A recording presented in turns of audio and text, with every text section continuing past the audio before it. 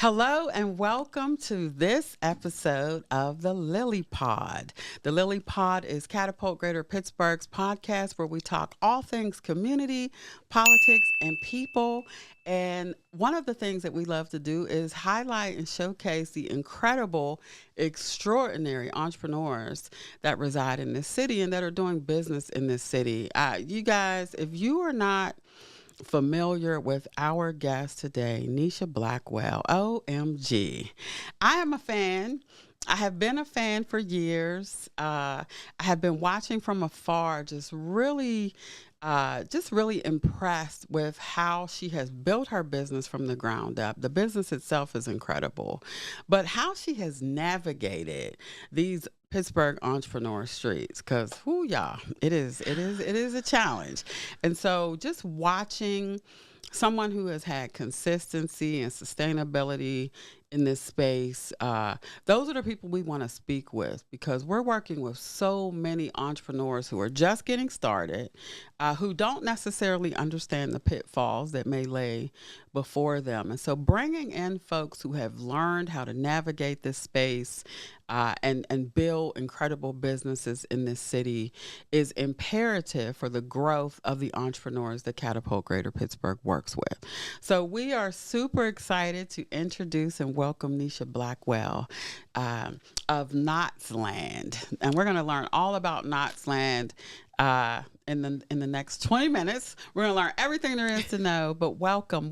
Thank you so much for taking time out of your incredibly busy day to join us and share some insights with us, and really just to let's talk about this beautiful lavalier you have on right now. Welcome. Oh my gosh. Thank you. I'm so happy you're here. Thank you. I appreciate you so much. In your intro, you said, the support, and it has always been felt, and from afar, from close, and the same, mutual. Like, I have watched you and the team and Catapult and just this idea grow and blossom, and just have been so inspired and grateful to all that you do. Thank you. Your team. I mean, I know that it takes a lot. Oh boy. Does it ever. But it's great. And we appreciate you. And we'll talk a little bit more about how we're going to be collaborating in the next year. But so let's just jump right in. Okay. Tell us about your business. Tell us how you got started, why you got started. Let's start with that. All right. So I got started back in 2014. I was invited to my friend's birthday party, my friend's daughter's birthday party. And so my friend's daughter, so this is a friend who I've been friends with since preschool. Wow. I always say I collect people along the way, and she's one who has been a very dear friend. She had her first child in high school, and, she had a lot of trouble because he has cerebral palsy. And that was really, I watched her navigate motherhood like that. And so then her second child, beautiful little girl, and it was just another opportunity for her to mother in a different kind of way. And I just wanted to do something special for her. At the time, I was in nursing school, so I was a student again. Wow. And I also had recently been laid off from a coffee shop. And I didn't have a lot of money, so I was like, what am I going to do? How am I going to do something special? So that's when I took out this sewing machine that I had purchased with my taxes and never touched. It was just in the corner in the box because I was afraid to break it, essentially. Wow. And I made hair bows. Taught myself how to sew, and I ended up making hair bows. Took them to the birthday party. I left with a couple customers, and that was my first time where I was like, oh, okay, people want things that I'm making. All right, cool, we'll do this. And I supported myself for an entire summer. Wow. Remember, I had recently been laid off, so I was like, okay, this is bringing in money. But not only did I support myself, I was able to invest back into the business with those funds. So I was kind of never entrepreneur. I didn't think of myself as an entrepreneur or entrepreneurial minded until I was given that opportunity to do so. Let me just hit on something really, because this is a conversation that I've been having nationally with people about entrepreneurship, and specifically Black female-led entrepreneurship in this particular city. Pittsburgh has struggled as it pertains to supporting Black women. Let's just say it. It Yes, is what yes, it is. yes, very much so. I will never not reference the 2019 Gender Equity Commission report. Ooh. I will never not mention that because it is so important that we do not forget it. And what you said touches on something I've been telling people about entrepreneurship in this city. Pittsburgh happens to be one of the fastest growing cities for micro businesses in the country. Wow. We have grown at a rate higher than, I don't know the exact statistics, so I'm not going to say it, but big enough that GoDaddy reached out to us last year to talk about the fact that Pittsburgh is at the top of the list for the fastest growing micro businesses in the country. Now, sounds like a great accomplishment. To me, I see it very differently because what I know is that most Black women, and those numbers with increased micro businesses, I would guarantee are mostly Black women who started businesses out of necessity, not because they had these lifelong aspirations of entrepreneurship. They mostly started as side hustles, where people had to figure out how to earn additional money in addition to their 9-to-5. And some of these businesses have grown into sustainable, like yours, right? Sustainable businesses. But most are just earning enough for people to be able to pay their rent, put food on the table, maybe enroll their children or child into some kind of extracurricular activity. Now, those businesses, in my eyes, deserve even more investment than your typical unicorn business, right? Because those businesses, those are the businesses that are really pulling people up out of poverty. Those are the businesses that are reducing child poverty statistics. And so I really would love for folks to start thinking about these micro businesses, particularly Black female-led businesses, as more than just this little thing that they do, right? And so I just want to say that because if you're listening out there, stop it. Stop thinking about these businesses as a hobby or a side hustle. They're not. They are life-sustaining businesses that are increasing and improving the quality of life for many, many families in this region. And I would love it if we started treating them as such. So thank you, because you're a great example of that. You're an example of someone who you didn't sit around saying, you know what, when I grow up, I want to be an entrepreneur. It started from a necessity to be able to support yourself. And most of us have these natural born talents and skills that we don't know about. Many of us don't know about them because we haven't had the luxury of experimentation, right? And the space and the time and the opportunity to figure out what we can do. So it's also one of the reasons why we love this work so much, because it creates this safe environment for people to experiment. Absolutely. So thank you. I'm glad that you dug deep and opened that sewing machine. And when you talk about necessity, it just kind of brings me back to where I started. You know, the reason I was back in nursing school was because I was like laid off a couple times in my 20s. Jobs just weren't great, and I didn't feel value in the workspace. So that's one. And you know, my family was like, you can always go back to school for nursing. You'll always have a job. And in those moments when I was going to school, I didn't feel like I was passionate about being a nurse, but I was like, okay, I could see myself doing it and making money. So that was a whole nother side of the conversation too. But also when I entered into the space, my first sort of investment was a startup incubator space, right? So imagine me, this Black woman who created something out of necessity, surrounded by college students and tech folks and all of this. And I'm like, I'm a Black woman from Homewood, essentially. You felt like an alien.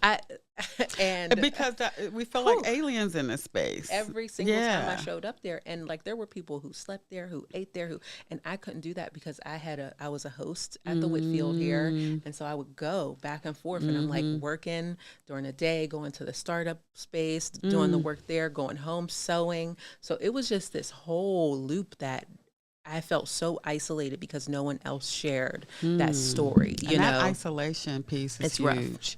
It is the piece that I think that I talk about when folks ask us how we even got into entrepreneurship space. We never intended to be here.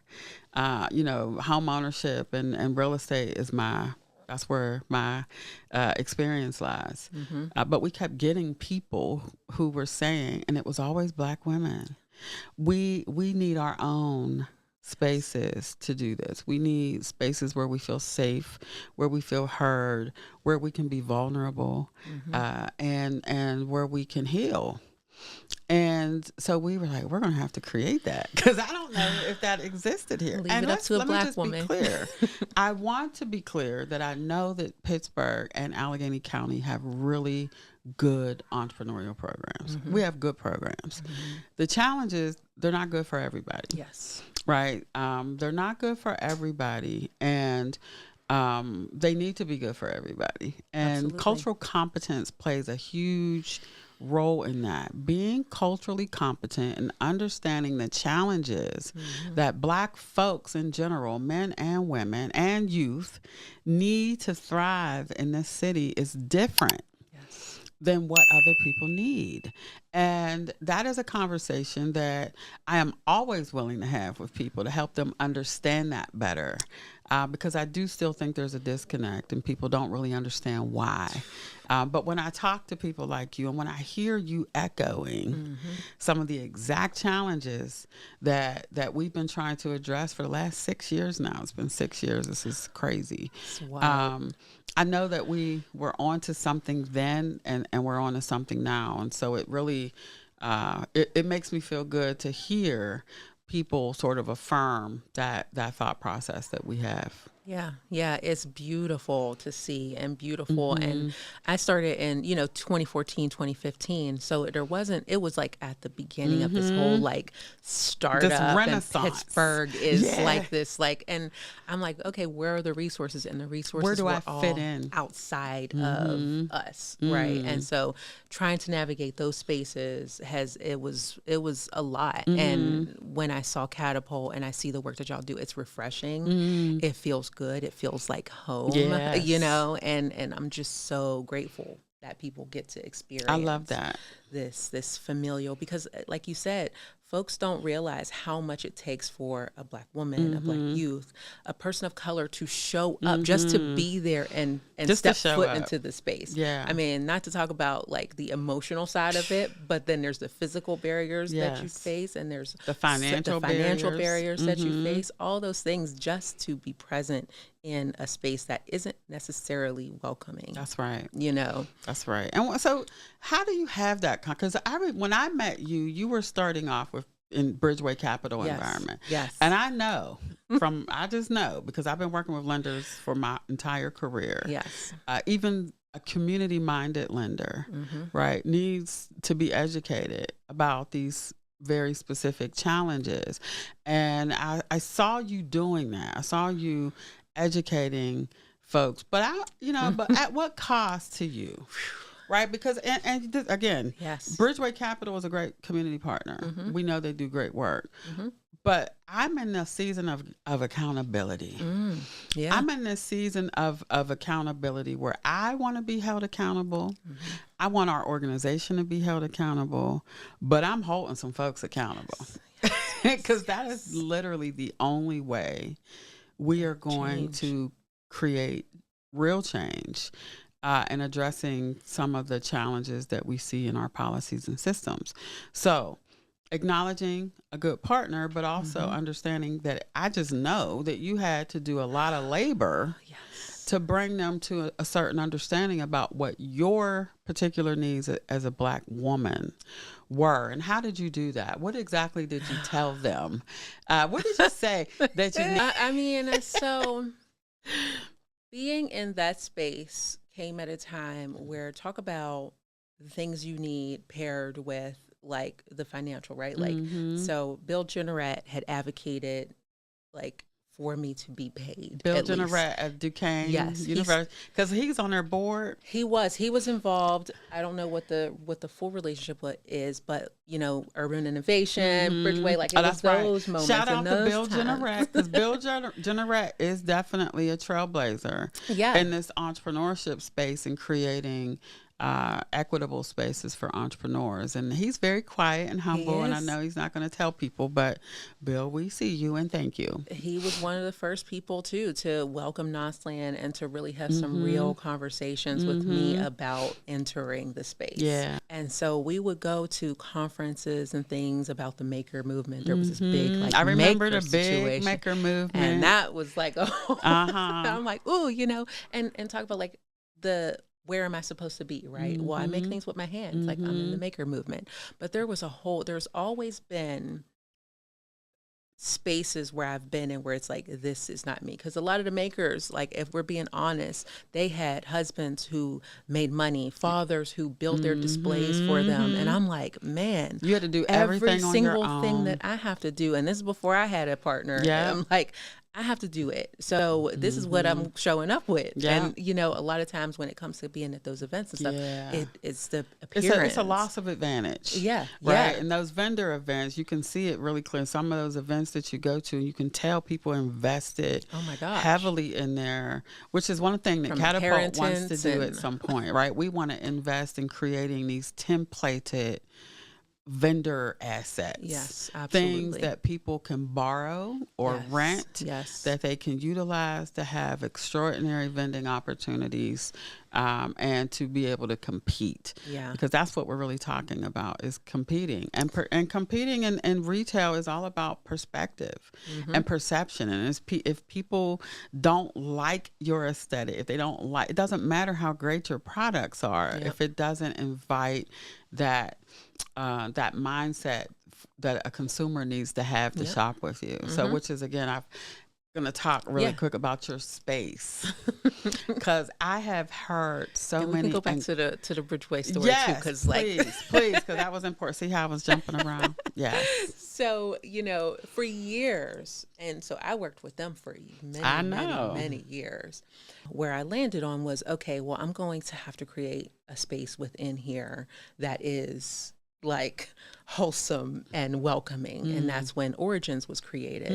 And Origins was created off of work that I had been doing before Bridgeway, in which, like, when I started my entrepreneurial journey, I would go and we'd be meeting at Union Project and Everyday Cafe, and I would just share the resources. Like, I'm going into these accelerator spaces. I would come back to the community and I would share what I knew, you know. I'm like, I don't know it all. I can't get you all the way here, but I can get you here because this is what I'm learning. And you were a translator.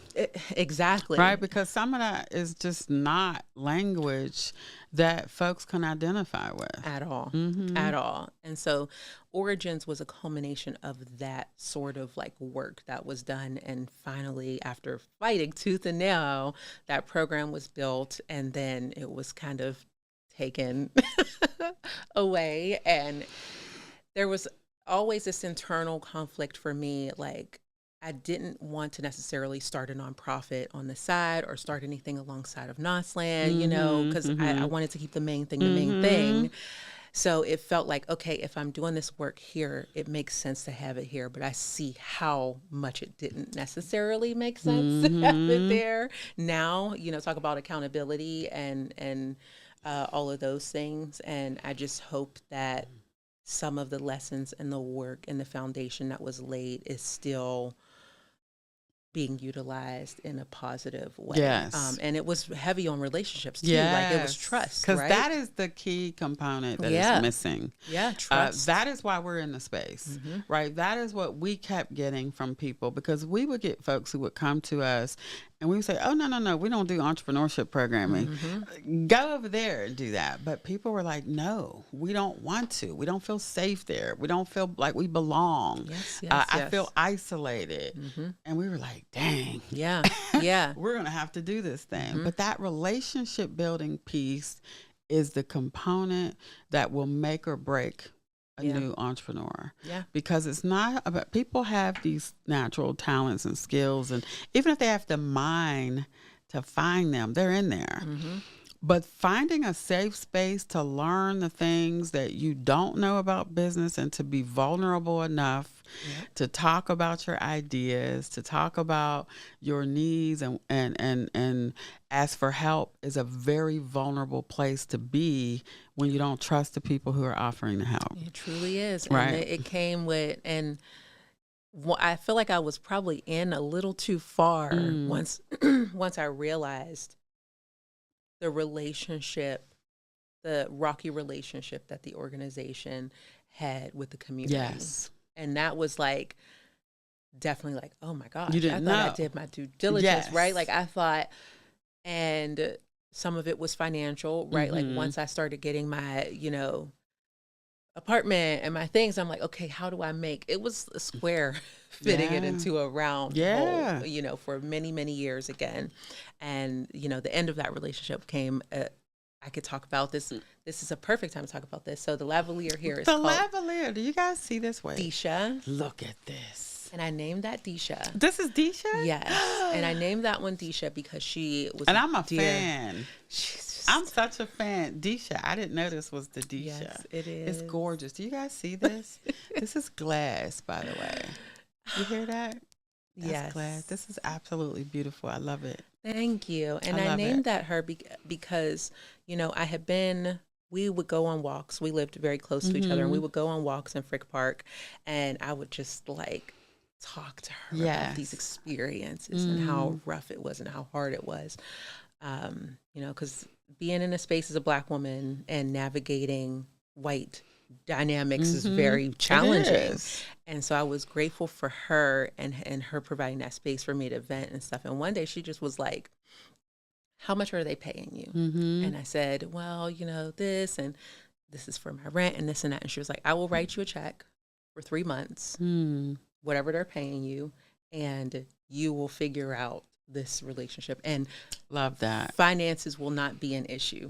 And for her, I'm like getting chills, like from one Black woman to the next to be able to create, because a lot of my resources have come from it's all, because we're in Pittsburgh, right? And listen, there's some really good, solid, beautiful people who want to utilize their good fortune yes to share it with people that they know have not had the same opportunities. Yes. But it's still different when it's your own people. When it's your own. Yeah. When it's your own. And the power. Because we Black know how woman. much it took for her to do that. How hard she had to work to get in a position to be able to do that. Oh, that's beautiful. Yes. Shout out to Disha. Yes, Disha. Wow. So yeah, that's essentially how I navigated the sort of transition of that relationship. And so when you talk about partners and community partners and things. So, when Catapult reached out, I was just like, wow, this feels, I mean, the timing was so interesting too, because I had gotten the sustainability grant, and that's a whole nother, that was a blessing. Do I remember that? So this is a relationship that Catapult had with the YWCA. Oh, yes. It was 2022. Was it? It was when I was pregnant with Caden. And so late 2022. Yes. Yeah. Oh, wow. And so that was a moment where I was like, should I apply? Is Catapult for newer entrepreneurs? Because there's so many dynamics, right? Because there's emerging and new and advanced and all of that. But then I was like, well, I'm in a transitional period. I'm about to have this baby. I need a little bit of cushion to think about what the next steps are. Right. And applying for that really set me up to have a smooth, that was when I left one place. They're like, we'll call you. You don't call us. Don't call us. But I also got that grant, and that grant helped me really transition into what Knotzland is now, which was the Glass Center collaboration and, the wedding space, and really taking this new form in motherhood. So I just also want to really shout that out. Oh my God, that's I'm grateful. Awesome. And it just speaks to the impact that y'all have had for so many. And I feel like I said that on your pros, there's not a Black owned business in Pittsburgh that I can think about that Catapult hasn't touched in some way, shape, or form. And that means a lot. Because it means a lot, because that is what we listen. And we don't by any means think that we are the end all be all. We know we're not, as a matter of fact. We know that we have a very our lane. We know what our lane is. Our lane is tier 1 startups. People who have great ideas, great vision, and great work ethic, who just need support, technical support, emotional, psychological support, community support. They just need to be supported, because we know that 90% of the people that come through our programs are Black women. 95% are Black single women with children. And it's a very unique need. I just want to be able to be here to do whatever we can.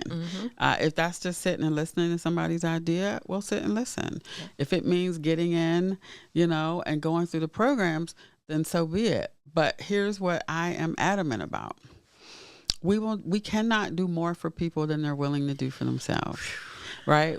I want to. I want to run ahead and set things out and create but we can't. Yes. We will work as hard as somebody else is willing to work to create or grow their business. And that means that we're not for everybody. Yes. Right. So we know we're not for everybody. But if you want to come in here and you want to work hard, you want to learn, and you want to build relationships with incredible people, this is the place you want to come. Absolutely. Yeah. So tell me more. So let's talk a little bit more about, as you moved into the conversation about your new relationship with the Glass Center. Let's talk about that. Yes. So the Glass Center has been, I'd say back in 2021, Jason, he leads he does a lot at the Glass Center, but he also leads the Penn and Fairmont line, which is their Glass Center exclusive line of glassware. And he approached me in 2021 and he was like, if there were any glassware that anything that you want to create, what would it be? And initially I was like, I'd put fabric in glass. I just put some nice fabric in the bottom of the glass, and that was not realistic. Right. Because then you can't use it, right? And also the glass blowing process is very hot. Yeah, and the fabric would just fizzle and be done, right? And so we talked about a couple concepts, and eventually we landed on reusing the glass pieces from the different projects. And so over the course of about a year and a half, we really went in and were in the lab back and forth, testing out different designs and ideas. And I was taking home glasses and testing the weights and things to see what the product would be and what it would look like.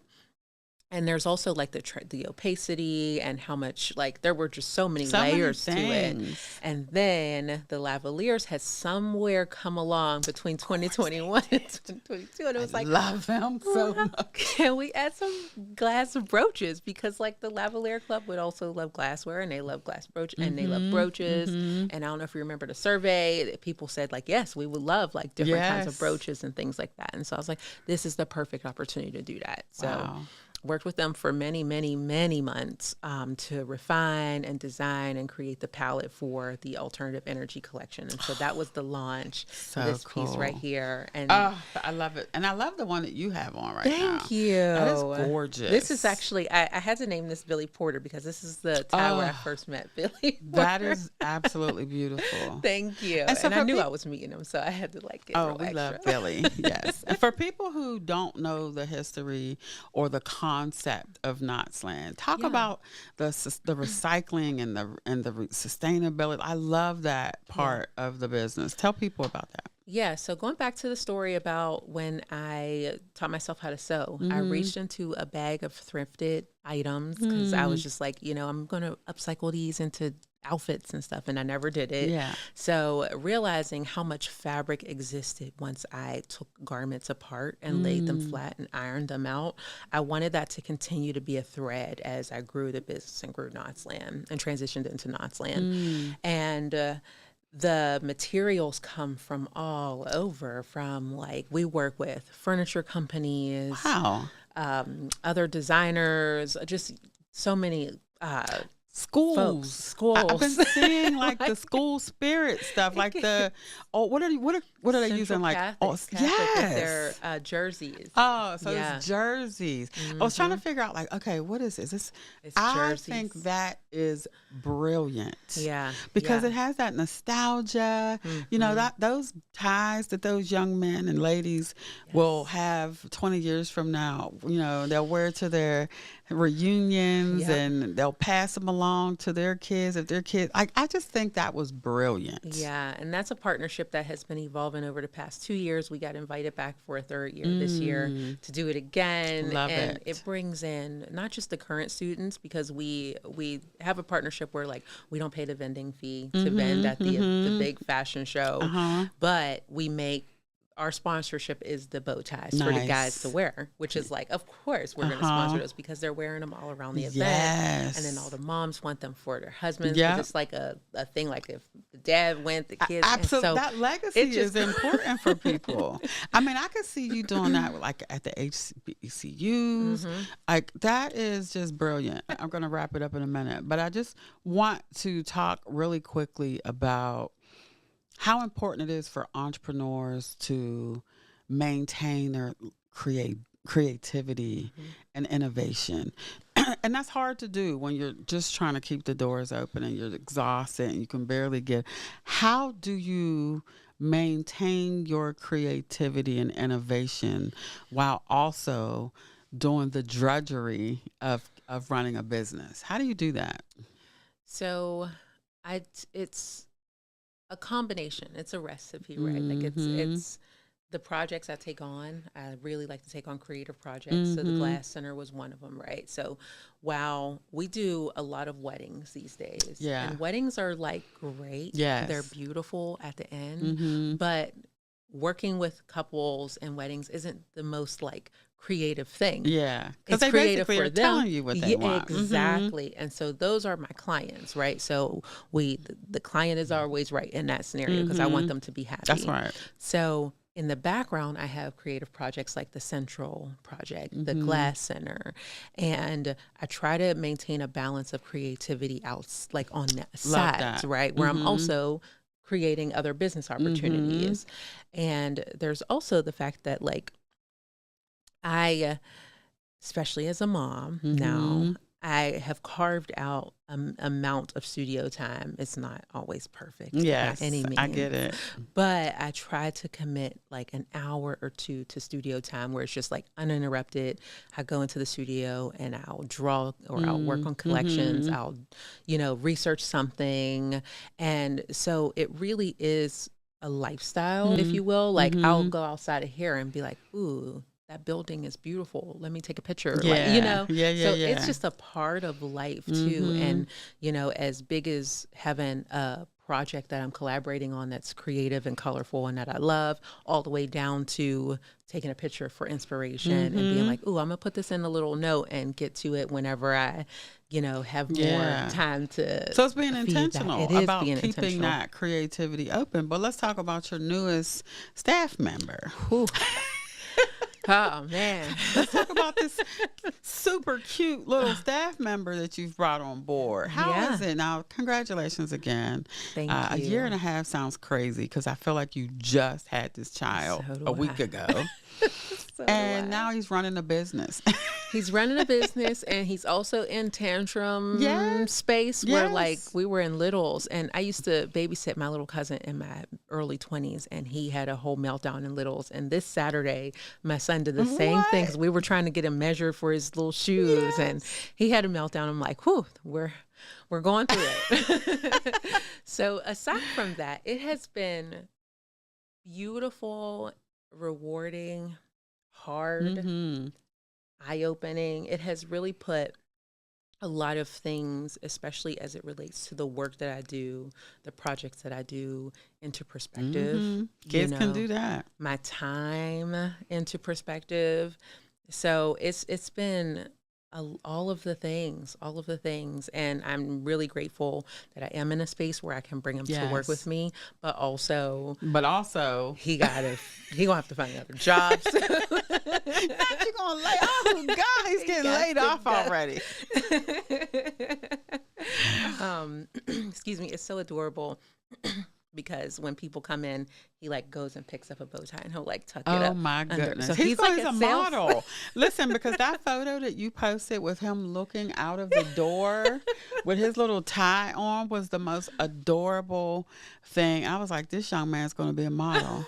He's going to sell these ties. That picture alone had to sell some ties. Yeah, he's very proud when he puts, and I don't put bow ties on him often, but when he got that one on the other, I hadn't put one on him since he was like really tiny. Yeah. And then we lost Yeah. time and hadn't put one on him. And then I told him, I was like, I'm making one for you right now. My And he goodness. was real excited. And when I put it on him, he turned into a totally different person. Like, that is so cute. I was like, who is this kid? He's like walking around with his hand in his pocket. Like, but think about that, what you're instilling. Yeah. Right? It's funny and it's cute.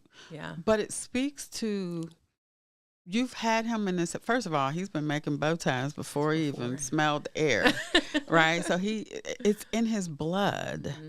And that is one of the beautiful things about creating these entrepreneurial spaces, because we see people when they bring their kids into their business and their kids are showing up at the sessions and they are soaking this up. Absolutely.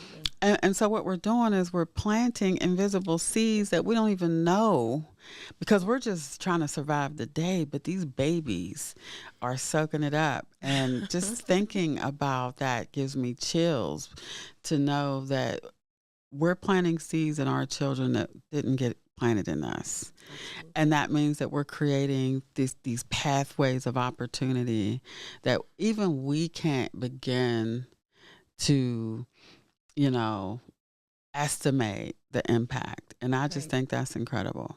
Right. Yeah. I mean, like, he could be anything in the world, but he will have a bow tie on when he does it. Exactly. Exactly. And he'll have this foundation of knowing that you can create your own thing. And that was why it was also really important. There were times, when I was pregnant, I'm like, I don't know how I'm going to have the energy to go and go to work and do this. But the drive in me has always been, especially in motherhood, to show up for myself so that I can show him how I, I still want to have something. And we adapt. Yeah. And that's different, right? That's different because, I'm older than you. And there was a time where, we were told, well, once you have kids, it's all about the kids, all the things you wanted to do. You can forget that, right? Do all the things you want to do before you have kids. That's not necessarily true anymore, right? We can have some control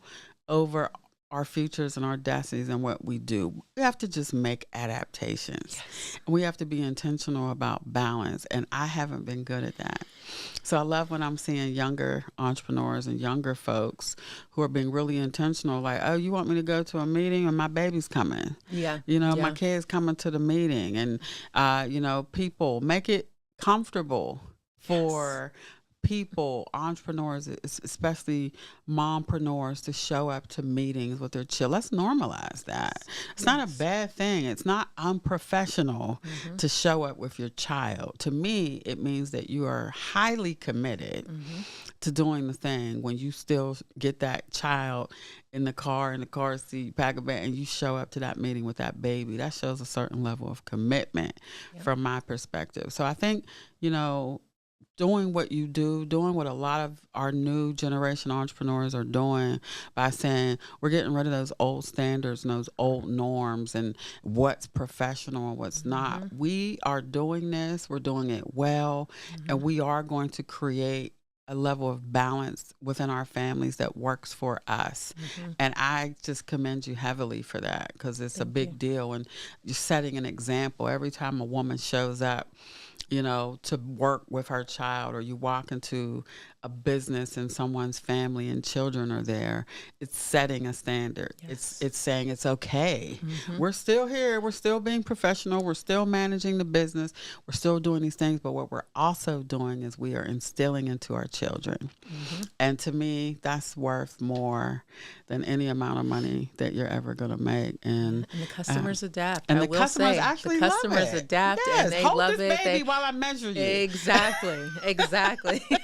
Here, hold this baby. And they actually buy more because they're like, oh, okay, well, he sold me this one, you sell me this one. Exactly. I can't choose. I thank you. I thank you for, first of all, I thank you for coming and taking time out of your day and sitting with us. And I thank you for committing to leading Catapult Greater Pittsburgh's Retail 101 sessions this year. Oh, we're so excited for anybody who is in our cohorts and is going to get the benefit of Nisha Blackwell's experience, wisdom, and nurturing.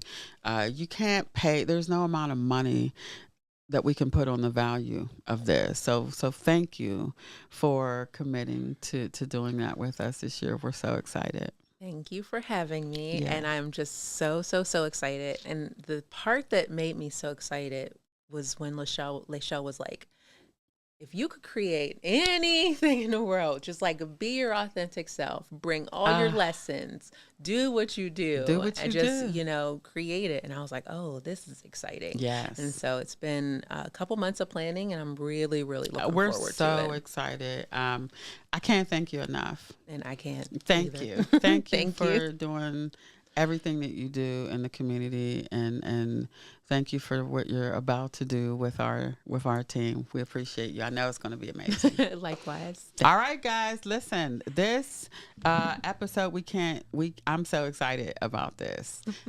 Thank you for joining us for this episode of the Lily Pod, and we will see you next time. Have a great one.